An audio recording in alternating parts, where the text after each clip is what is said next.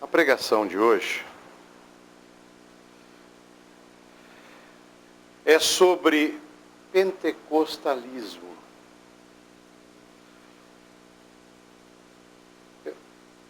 Ela é uma pregação, é mais um esclarecimento para que os irmãos não sejam enganados.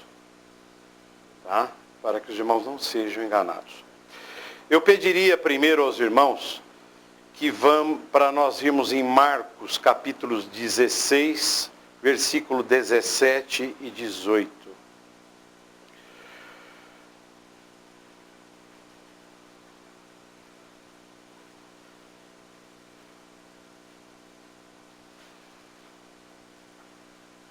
Marcos capítulo 16, 17 e 18. E estes sinais seguirão aos que crerem. Em meu nome expulsarão os demônios, falarão novas línguas, pegarão nas serpentes, e se beberem alguma coisa mortífera, não lhes farás dano algum. E porão as mãos sobre os enfermos e os curarão. Peço aos irmãos agora para nós irmos a 1 Coríntios, capítulo 13.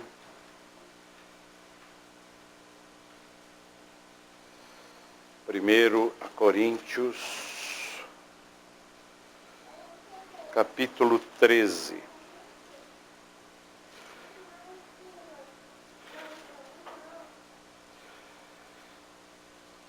No versículo 9 e 10.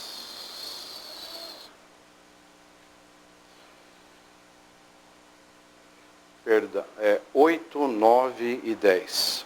Perdão. Vamos começar pelo 8. O amor nunca falha, mas havendo profecias, serão aniquiladas. Havendo línguas, cessarão. Havendo ciência, desaparecerá. Porque em parte conhecemos e em parte profetizamos. Mas quando vier o que é perfeito, então o que é em parte será aniquilado. Caros irmãos,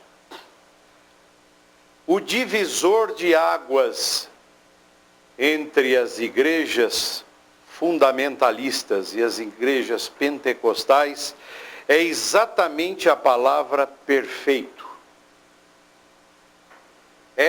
Este é o divisor de águas entre nós. É aqui que nós vamos ver a verdade. Os pentecostais dizem que tudo isso que acontece hoje, essas coisas que acontecem na igreja, será aniquilado quando houver a volta de Cristo.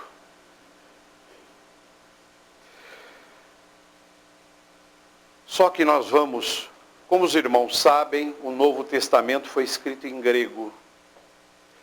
Nós vamos pegar a palavra grega que significa perfeito. Ela é um adjetivo neutro. Ela não pode ser colocado para pessoas, nem masculino e nem feminino. Era um adjetivo neutro. Eu peço ao irmão Daniel, se poderia ler para nós, que eu já anotei para ele. A palavra, qual é a palavra em grego que significa perfeito? Isso. A palavra é teleios. A palavra perfeito é teleios. O que significa a palavra teleios? Último, realizado, terminado, completo, acabado, perfeito, sem novidade. E aí?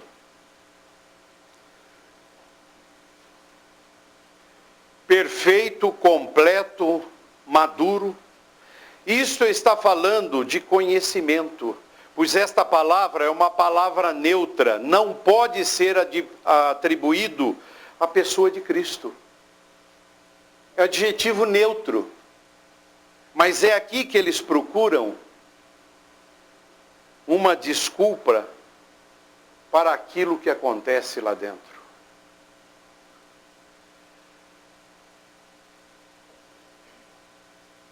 O perfeito, irmãos, já veio.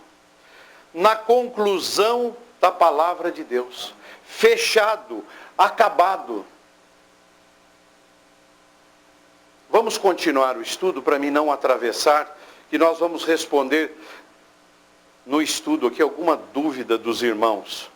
Então, na conclusão do Novo Testamento, cessaram línguas, cessaram ciência, revelações, profecias, pois não faz mais sentido ter isso.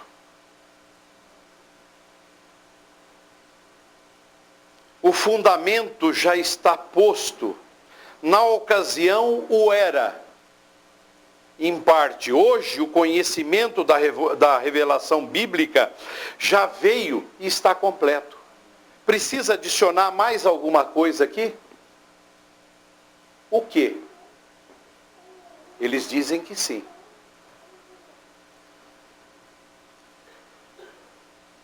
O pentecostalismo, ele tem a convicção de que os dons milagrosos ou sinais que o Senhor deu aos apóstolos e às igrejas primitivas não cessaram. Eles acreditam que eles ainda estão disponíveis e sendo exercitados pelos cristãos hoje. O pentecostalismo, eles reivindicam que Deus ainda dá dons milagrosos ao homem hoje. Caros irmãos, a palavra grega carismata é traduzida para o português na palavra dons, que está na nossa Bíblia em português.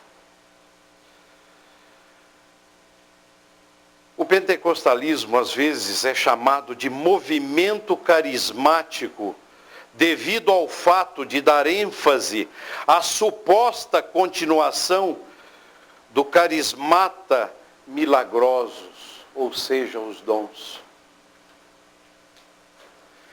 Caros irmãos, há dois tipos de dons mencionados no Novo Testamento. E é muito importante que nós reconheçamos a distinção entre esses dois tipos de dons. Há dons que alguns escolheu se chamar de ordinários e os outros extraordinários. Alguns dos dons que nós chamamos ordinários, porque Deus deu ordinariamente como ordem, Ele os dá aos seus filhos em todos os tempos. Em todos os tempos. Tais como a fé, a esperança e a caridade, que Paulo menciona aqui mesmo, voltando ao livro, ao capítulo 13, no versículo 13. Agora, pois, permanecem a fé, a esperança e o amor. Estes três, mas o maior deles é o amor.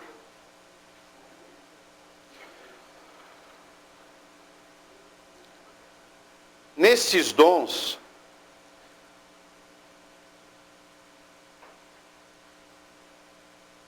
nos dons ordinários, Deus deu uns para evangelista, uns para pastores e professores. O propósito dos dons ordinários dados a todas as igrejas em todos os tempos é trazer a edificação aos santos de Deus. Trazer a edificação aos santos de Deus. E acrescentar-lhes santidade e conforto da palavra.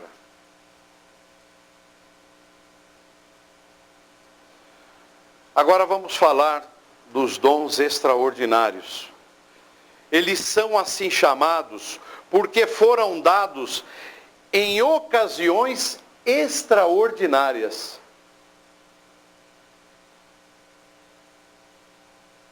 Aí sim, esses dons foram sobrenaturais.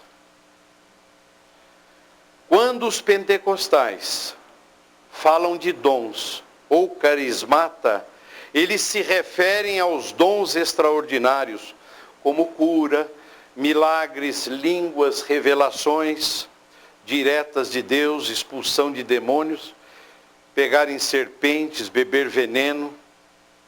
Eles ensinam que estes dons milagrosos ainda estão disponíveis aos cristãos de hoje.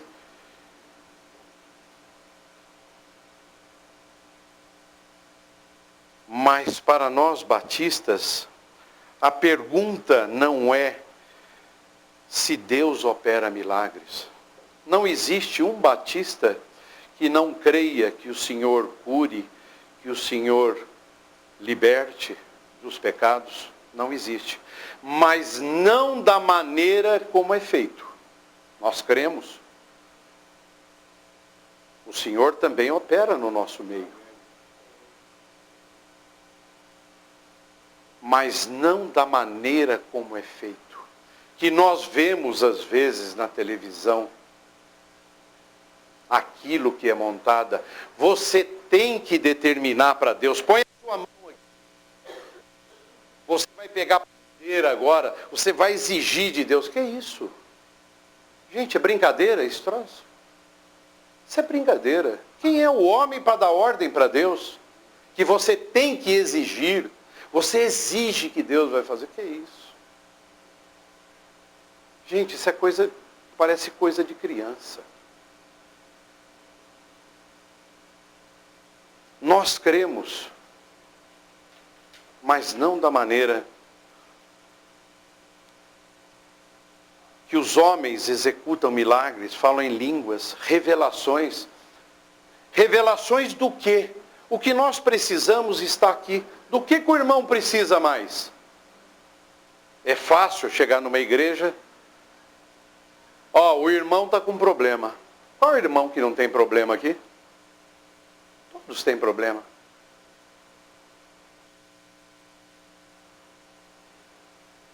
Há pouco tempo eu vi um comentário de um pastor de uma igreja pentecostal, dizendo que os irmãos precisavam tomar cuidado com o dom de profecia, porque o mal estava agindo dentro daquela igreja, falando profecias que eram coisa dos irmãos.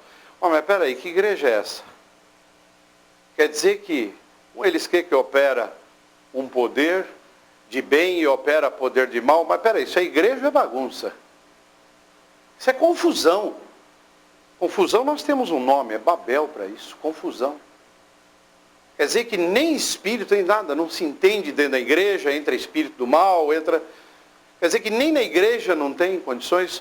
Uma vez perguntaram para mim, pastor, lá na sua igreja, o pessoal não cai no chão, não bota doença para fora, não sei o quê. Eu falei, não, lá na minha igreja não acontece isso não. Mas não cai, gente, o pessoal não sai pulando. Eu falei, não, lá não. Lá é pregação do Evangelho, é pregação da palavra de Deus. Os irmãos me desculpem a dureza da palavra, lá não é circo. Lá não é circo. É uma igreja de pessoas sérias. Tem problemas? Tem, como toda igreja tem. Nós mexemos com pessoas. Não tem carnaval de sair pulando cadeira, pulando o que os irmãos veem aí. E hoje eu aprendi um outro nome, depósito pentecostal. Eu acho que é mais ou menos isso aí. Depósito pentecostal. É uma igreja, minha igreja é uma igreja pequena. Muita gente que vai, assiste o culto, não volta. Por quê? Porque lá não tem teoria de prosperidade. Nós não pregamos isso. Não tem curas, não tem maravilhas, não tem esse tipo de coisa que as pessoas, o homem vai lá buscar para satisfazer o seu eu. Nós temos pura e exclusivamente a palavra de Deus pregada. Ele mostra que o homem é pecador, precisa de arrependimento, quer que Deus toque no seu coração e conheça a verdade. Irmãos, fora da palavra de Deus, quando uma pessoa fecha a palavra de Deus e diz que Deus fala com ela, é complicado. Irmãos, eu não gosto muito de colocar exemplos da vida comum em pregação. Eu sou diabético. Conversando com um amigo, e ele é pentecostal, nós não podemos deixar de ser amigos. Falei para ele, o senhor também é diabético, né? Ele falou, não, eu conversei com Deus ontem e peguei todos os remédios, joguei tudo fora. Não sou mais doente, eu falei com ele, não sou mais doente. O que fazer? Passados 7 meses, 6, 7 meses, o filho dele veio conversar comigo e falou, Figueiredo, você é o vice-presidente da Associação dos Diabéticos de Catanduva? Eu falei, sou. Não precisava arrumar um jeito lá para o meu pai. Meu pai teve uma crise diabética dentro do banheiro, caiu, bateu a cabeça no vaso, está com 7 pontos na cabeça. Precisamos tomar cuidado. Falamos com Deus. Uma moça, eu falei com Jesus ontem. Jesus disse na Bíblia, não me vereis mais até que eu venha. Então ela, com quem que ela falou? Quem que está mentindo nessa história? A Bíblia ou o homem?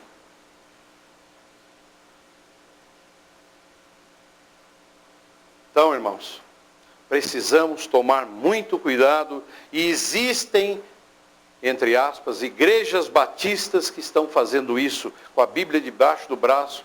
Deus me falou, Deus disse, Deus é isso, Deus é aquilo. Precisamos tomar muito cuidado com isso. Falando do Espírito Santo, alvo principal do batismo tão apregoado. Eles apregoam. O irmão é batizado com o Espírito Santo. Isso é marca registrada, é carimbo deles. Pois muito falam em ser cheio do Espírito Santo, vidas cheias de bênção do Espírito. Pois essa ênfase é contrária ao que a Bíblia ensina sobre o ministério do Espírito Santo. Isso é contrário. E eu vou mostrar para os irmãos por quê. O Espírito Santo não procura trazer o homem à consciência do Espírito. Ele o faz conscientes em relação à pessoa de Cristo. Conforme João, vamos em João capítulo 16, por favor, irmãos.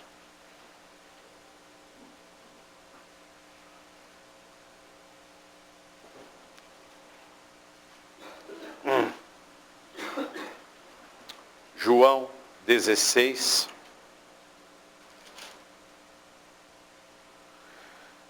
Versículo 13 e 14.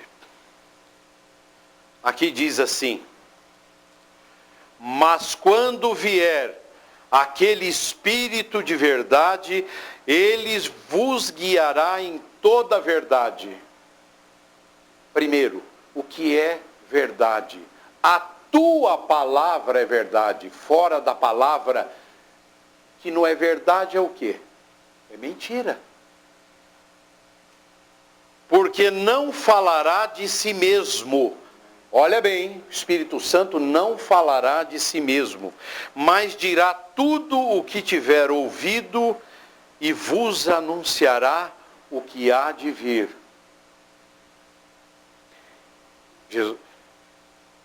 Jesus dizendo, ele me glorificará porque há de receber do que é meu e vou-lo-á de anunciar. Irmãos, a principal função, de acordo com a palavra de Deus, do Espírito Santo é glorificar a Cristo. Glorificar a Cristo. E ele não fala de si mesmo. Um homem cheio do Espírito fala de Cristo. Fala de Cristo. Glorifica a Cristo. Testemunha de Cristo. Para que em todas as coisas Cristo tenha a preeminência. A Bíblia inteira fala de Cristo. Ele é o Salvador.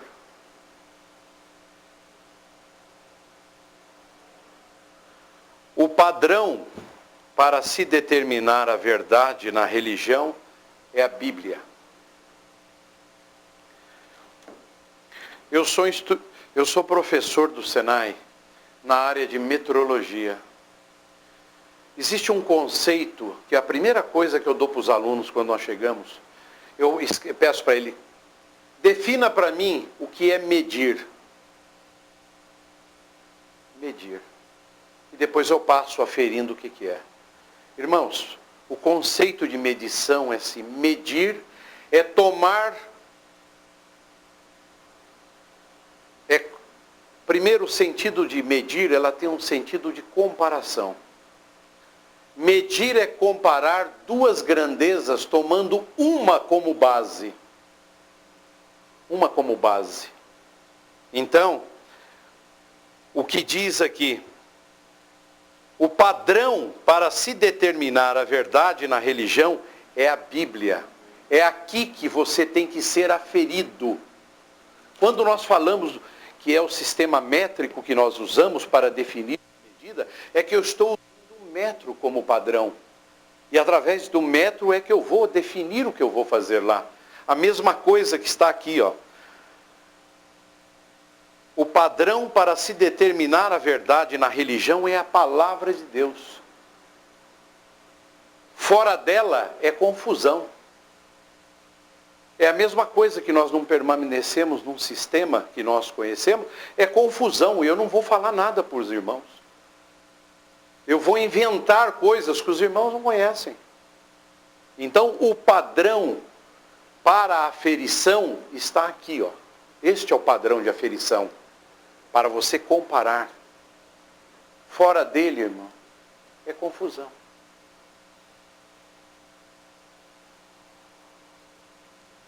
É a Bíblia, a palavra de Deus por escrito.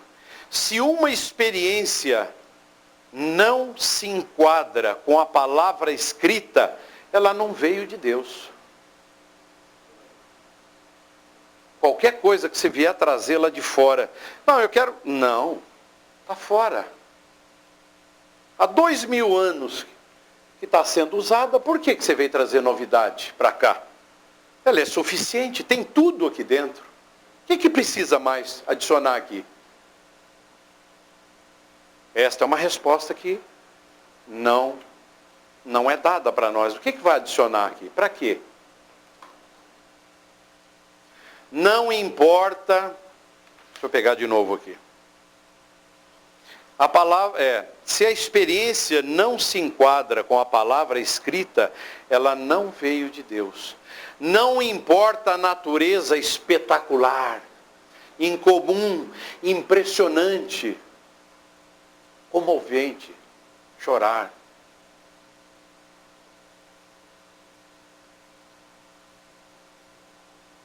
Que ela pode ter. Vamos em Isaías, no capítulo 8, irmãos.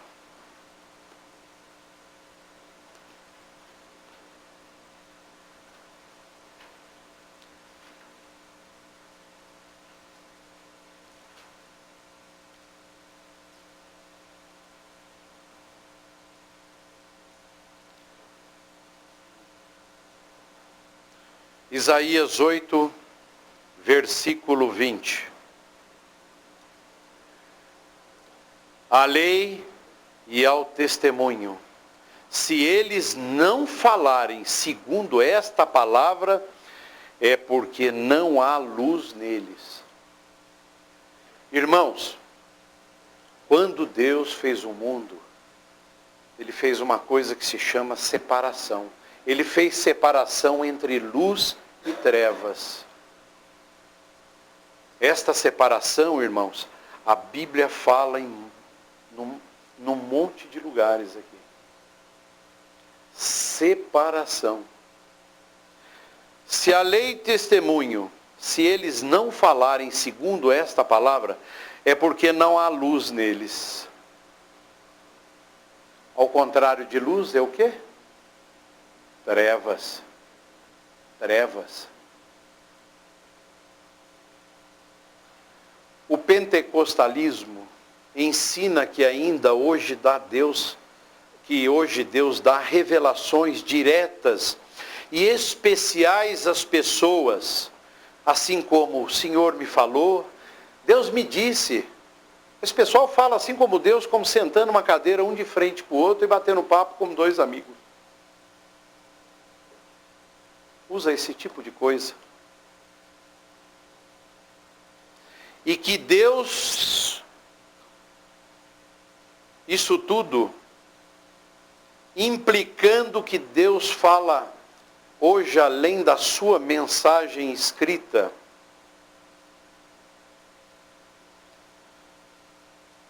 Mas Deus fala hoje a homens e às mulheres, nunca de outra forma senão pela sua palavra escrita. Nunca. Vamos em Gálatas, no capítulo 1, irmãos.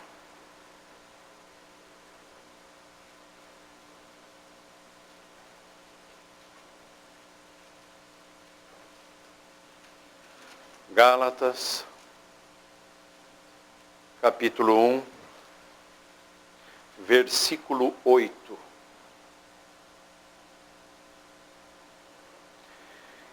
Mas, ainda que nós mesmos, ou um anjo do céu, vos anuncie outro evangelho, além do que já vos tenho anunciado, vírgula, seja anátema. Anátema é uma palavra grega que significa maldito. Aqui fala, hein? Um anjo do céu vos anuncie outro evangelho, seja anátema, seja maldito. É duro, mas tem que ouvir isso.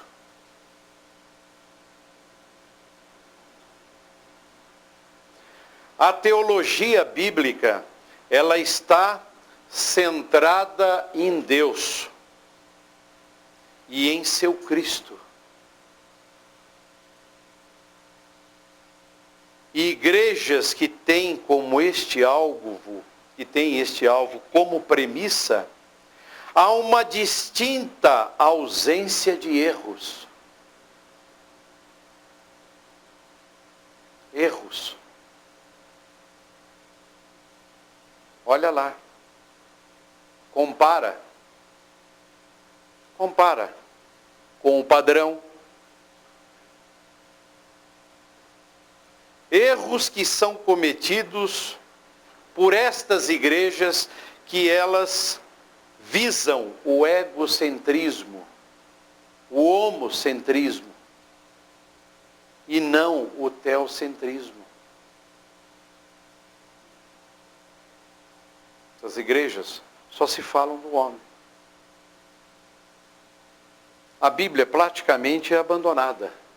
Só fica aquela confusão. Os irmãos já viram? Com certeza já. Ninguém se entende.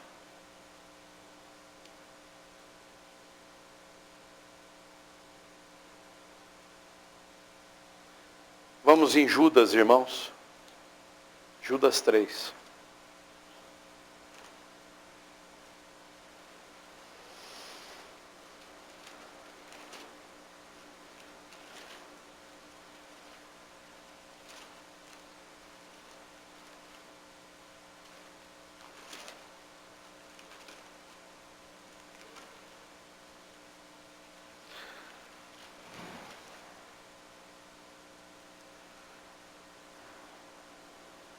Amados, procurando eu escrever-vos com toda a diligência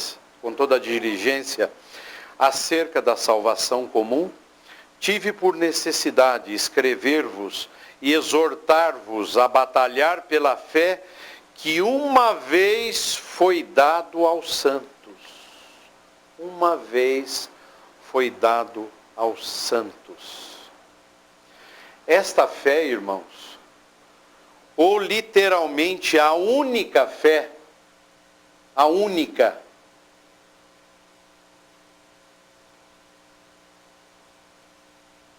refere-se ao corpo da doutrina.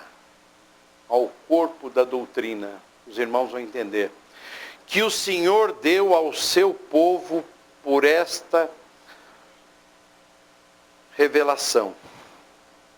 Refere-se ao corpo da verdade revelada. E a Bíblia refere-se a essa fé como a palavra da fé.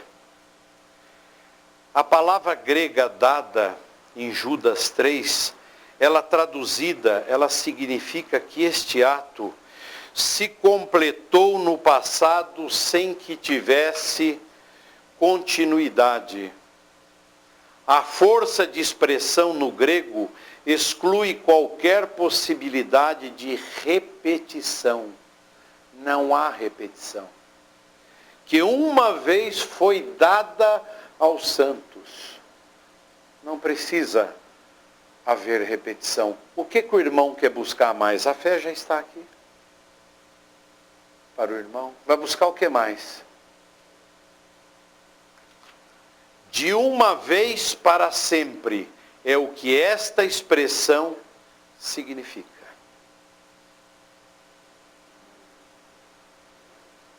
Eu vou abrir um parêntese aqui. Eles nos chamam de cessacionistas, porque nós não acreditamos naquilo que está lá. Eu já perguntei a algumas pessoas pentecostais, desde que fechou a Bíblia, até mais ou menos o ano de 1901, quando começou esse movimento deles aí, por que não tem nada relatado? Ah, mas você não pode julgar pelo silênio. Eu falei, como não? Existe história. Ela foi escrita. Existe história da igreja. Por que não tem nada relatado?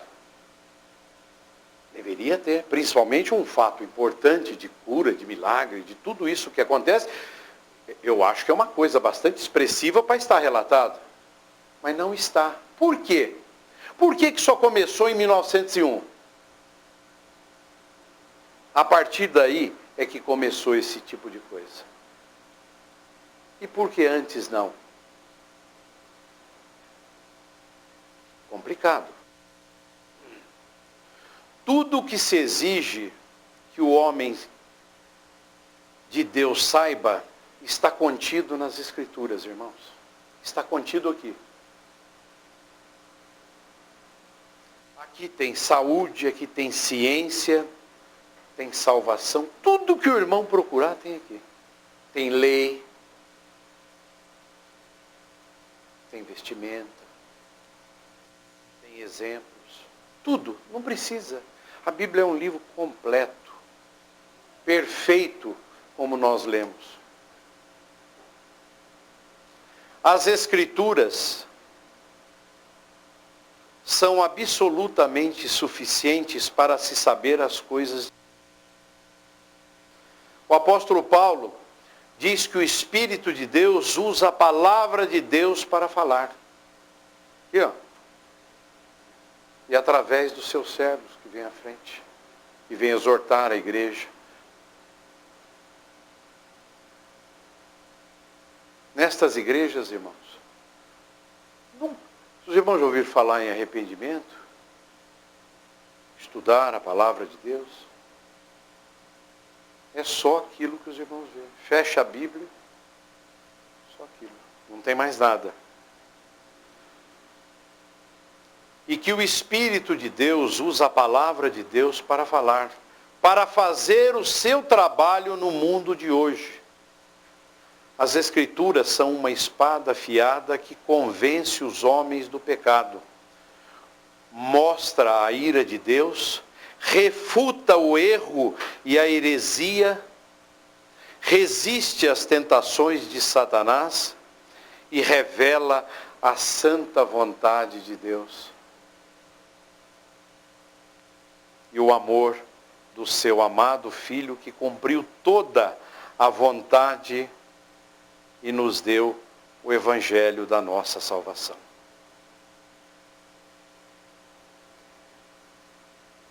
Aqui completou-se. Não precisa de mais nada. Precisa de mais alguma coisa no seu sacrifício de Jesus, que morreu e verteu sangue na cruz por nós? Vamos em Mateus, irmãos, por favor. Mateus 7.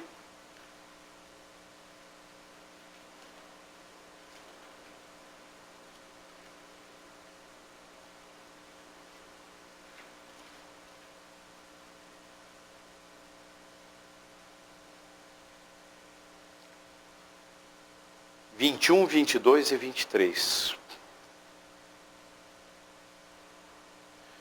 Nem todo o que me diz, Senhor, Senhor, entrará no reino dos céus, mas aquele que faz a vontade do meu Pai que está no céu.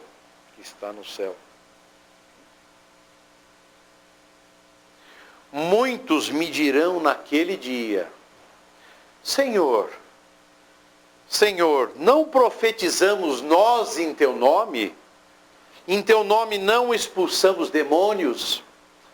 Em teu nome não fizemos muitas maravilhas? E então eu lhes direi abertamente: nunca vos conheci. Apartai-vos de mim, vós que praticais a iniquidade. Aí, irmãos, a pergunta é: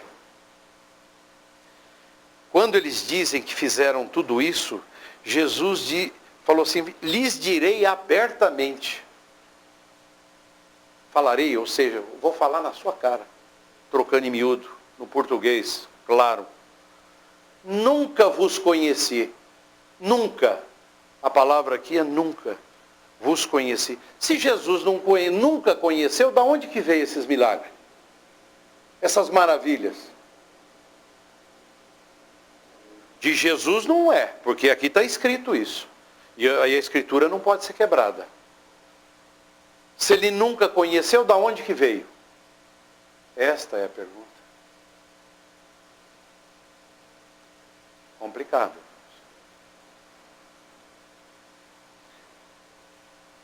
Se não está na luz, você está nas trevas. Não se esqueça que Satanás se transfigura em anjo de luz. Se for interesse dele, ele se transforma em ministro de Deus, desde que atenda aos intentos dele. Ele vai fazer isso. Muito cuidado, irmãos. Muito cuidado. A rocha é Cristo. E a verdade é a palavra de Deus. E nós, irmãos, devemos fazer separação entre luz e trevas, o joio e o trigo, o bom e o mal. Que nós possamos permanecer e continuar na verdade e na graça de Cristo, sempre professando aquilo que Ele nos mandou fazer. Obrigado, irmãos.